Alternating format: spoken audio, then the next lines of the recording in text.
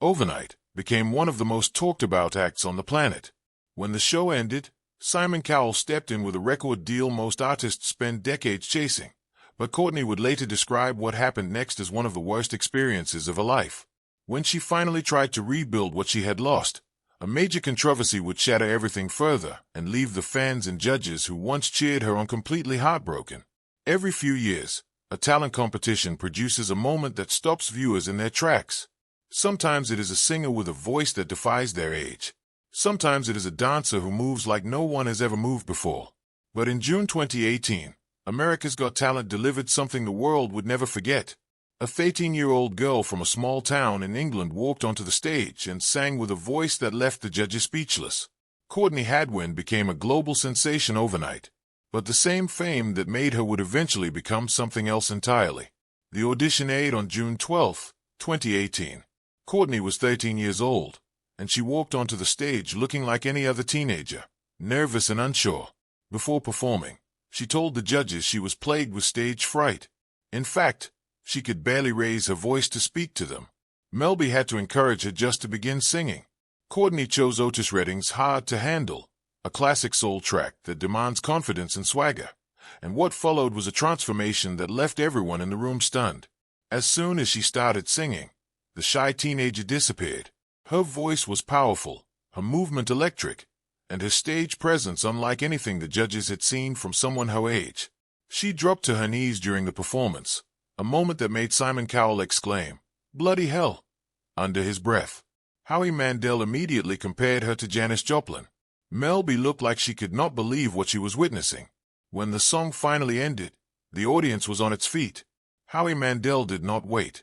He walked over to the golden buzzer and pressed it, sending Courtney straight to the live shows. Backstage, he declared that he had never been more excited in his life. He compared her to Darcy Lynn Farmer, the ventriloquist who had won season 12, and suggested that Courtney was this year's winner. It was the third time Mandel had used his golden buzzer on a singer who went on to become a frontrunner. He had previously pressed it for Grace Vanderwaal, the ukulele-playing singer who won season 10. The audition was broadcast to more than 11 million live viewers on NBC. But the real impact came online. Within 1 week, the audition video had been viewed more than 130 million times across social media and streaming platforms. Eventually, that number would surpass 250 million views, making it one of the most watched auditions from season 13. Just like that, Courtney Hadwin was no longer a shy teenager from England. She was a global phenomenon. As the season progressed, she continued to deliver. In the quarterfinals, she performed James Brown's Papa's Got a Brand New Bag. All 4 judges gave her standing ovations. She advanced to the semifinals alongside Amanda Miner. In the semifinals, she took on Steppenwolf's Born to Be Wild. She performed with a high-pitched scream and her signature dance moves. Howie Mandel told her she was born to be wild and once again predicted she would be the winner. Simon Cowell called her a bundle of excitement, describing her as raw and messy. He said he had seen her at the beginning of the show shaking like a leaf, and then she came out on stage and turned into something else. That, he said, was why he absolutely loved her. Heidi Klum praised her for bringing gritty rock and roll when most girls her age sang pop. Melby offered the only critique, noting that she could feel Courtney's nerves during the performance. But the audience disagreed, and she received enough votes to advance to the finals. In the finale, she performed Could Have Been Me with the band The Struts, followed by Janis Joplin's Piece of My Heart. The judges had praised her all season. The audience had voted her through every round. The online views had shattered records, and she was the front-runner to win the $1 million prize. But when the results were announced, something completely unexpected happened. Courtney Hadwin finished in 6th place. The winner was Shin Lim, a close-up magician who had delivered stunning performances throughout the season. A journalist present at the Dolby Theatre during the finale later reported that the collective gasps from the audience were deafening when Courtney was eliminated. Fans took to Twitter, calling the result ridiculous and expressing shock that she had failed to even make the top 5. The girl who had been predicted to win from the very first audition was sent home without a trophy. But what happened next was even more shocking than the elimination itself. The girl who had been too shy to speak to the judges, who had transformed into a powerhouse on stage, would begin an extremely challenging journey that no one could have prepared her for. After Courtney Hadwin finished 6th on America's Got Talent, The record deals came quickly. Simon Cowell, the man who had called her a lion on stage, decided to partner with Arista Records to sign her to a multi-contract deal. The announcement was made on December 17, 2018, just months after the finale. Courtney was 14 years old, and she spoke about how super excited and lucky she felt to join the label. Simon Cowell, on his part, said she was an amazing artist and that he would never forget her first audition. He said it was fantastic that they now had the opportunity to work closely with her. Everyone seemed excited about the deal, but then, shortly before Courtney's 16th birthday, everything fell apart. The labels involved, Psycho Music and Arista Records, underwent severe structural changes. Psycho Music was winding down its operations around that period, leaving artists without label support. Courtney, who had signed her deal with the expectation of a major label push, was suddenly without a team. The deal that was supposed to launch her career had folded. In interviews years later, she described how the collapse of the label made everything harder.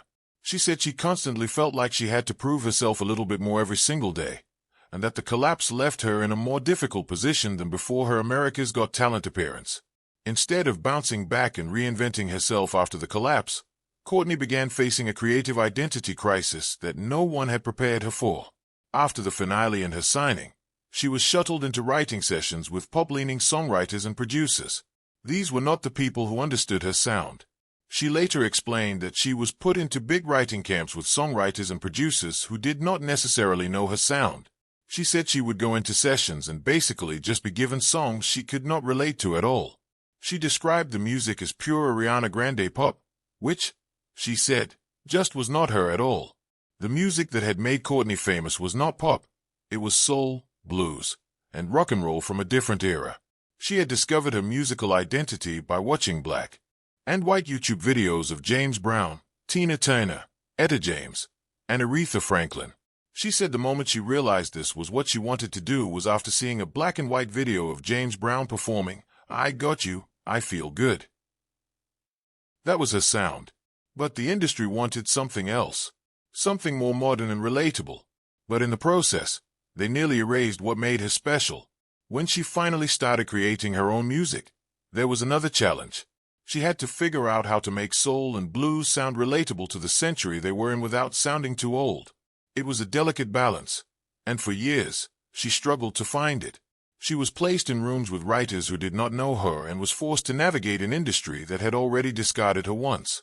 The turning point came when she met producer Kevin Bowe. Bowe had credits with Etta James and Joe Cocker. He understood the music that Courtney loved, and she later admitted that this was the moment songwriting truly began to matter. With Bowe, she was finally encouraged to contribute, to actually write alongside him rather than having session writers figure it out for her. It was a different process that required her to open up in ways she had not been asked to before. Courtney later confessed that songwriting had never come naturally to her. Her main priority was just being on stage. But over time, something shifted, and now, songwriting is something she cannot live without. She worked tirelessly on her debut album, writing since she was approximately 15 years old. In September 2025, the album, titled Little Miss Jagged, was finally released. It was the result of years of struggle, rejection, and creative rediscovery. Even as she was finding her footing as an artist, something absolutely awful was happening online.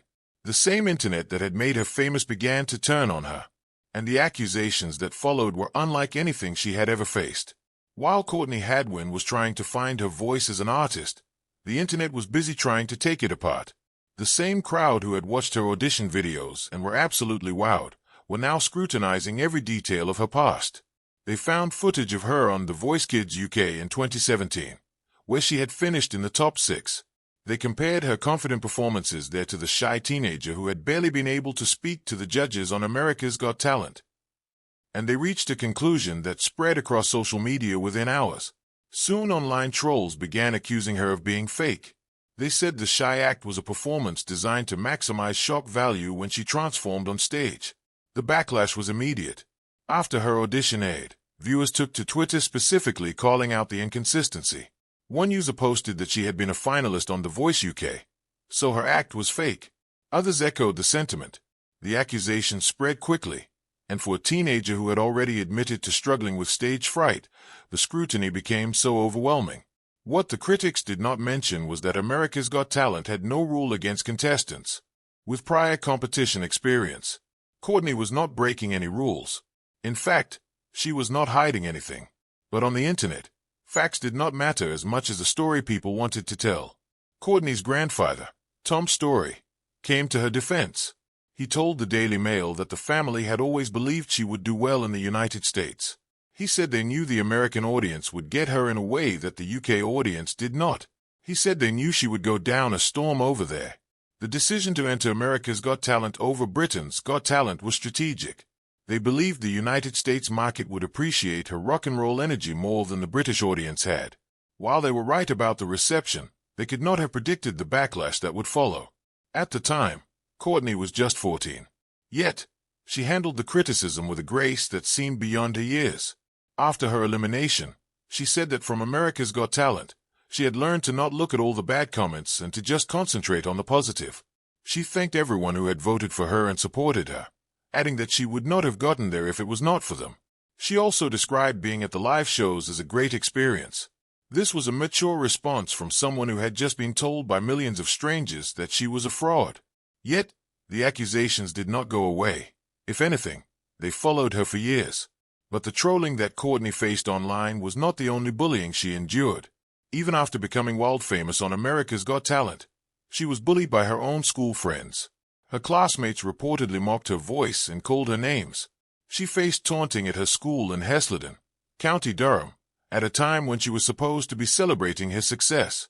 Her parents had feared the spotlight specifically because of the bullying she endured at school. They knew what the attention might bring, and they tried their best to protect her. But when you are a teenager, there is no protection from the people you see every day. The accusations of being fake followed her from the moment her audition aired and resurfaced even after she changed her look. They appeared whenever she did something that did not fit the image people had created for her. And through it all, Courtney kept her head high. She kept writing and performing. And she even released her debut album, Little Miss Jagged, in September 2025, the culmination of years of struggle and growth. But the release of the album did not mark the end of her difficulties. Because behind the music, the performances, and the confident stage presence, Courtney Hadwin was fighting a private battle the world didn't know about. Between 2019 and 2022, Courtney Hadwin disappeared from the public eye, but not in the usual way artists take a short break to work on new music. She vanished more completely, as if the very industry that once promised to support her had fallen apart around her. She was between 15 and 18 years old during this period. The momentum from the most-watched audition in America's Got Talent history had evaporated. The label situation had folded, and the songwriting camps had produced nothing that felt original.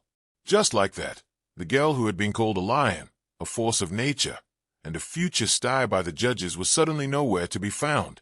Her followers initially assumed she had quit music entirely, but they did not know that she was fighting to hold on to it. Years later, Courtney described that period as deeply challenging, and she didn't try to sugarcoat it. She confessed that there was a constant pressure to prove she was more than just the girl from that television show. The sudden fame came with a weight she hadn't expected. So, instead of simply growing as a singer and finding her sound, she became a teenager still figuring out who she was under the scrutiny of the entire world. And when the label support she had disappeared, she was left to figure it all out on her own.